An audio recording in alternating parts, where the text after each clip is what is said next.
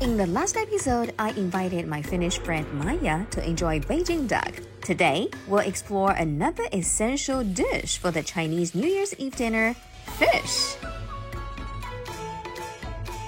In many regions of China, fish is a key highlight of any feast. There's various cooking techniques for fish being recognized as part of the intangible cultural heritage. Ta-da! Fishing time! Wow, that is beautiful. Yes. Looks gorgeous, right? That is a showpiece. In Chinese culture, fish is a very lucky food. And the fish represents abundance. And it means prosperity, good fortune. And in Chinese, fish, 鱼, yes, the pronunciation, it means surplus. Surplus. Yes. Okay. If you eat fish in the new year, it's 年年有余. It means that your life will get more than enough. 年年有余. Yes, 年年有余. Okay. I recommend this part. Okay. Do you use chopsticks in Finland or in United States? No, except I have a memory of my parents buying me a pair of black ones when I was 5 years old, and I've kept them all this time. So I would use them from time to time.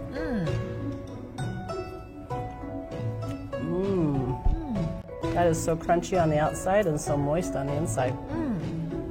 The meat is very tender. Very tender. And a little bit of a sweet sauce. Yeah. Sweet and sour fish is the perfect dish to serve at the Chinese New Year's Eve dinner. However, making the perfect sweet and sour fish requires a lot of skill and technique.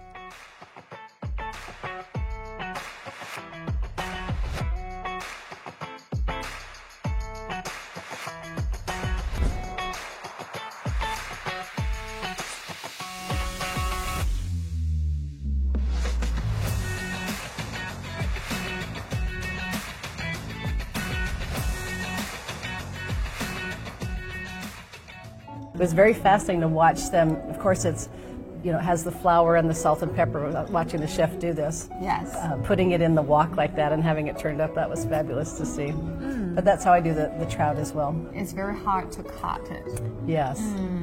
Because that makes it beautiful. Yes, of this fish is the key point. And I heard that in your family there are many Chinese elements.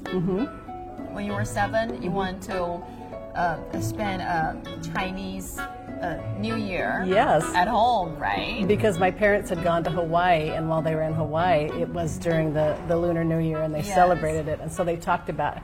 My mother loved it so much, so it's always fascinated me. I've never gone to like San Francisco or LA or any of those places to do it, but I will now when I go back. And I'm so excited to celebrate it this year here. Yes. And now you come to Beijing. I have come to Beijing. So why you choose China?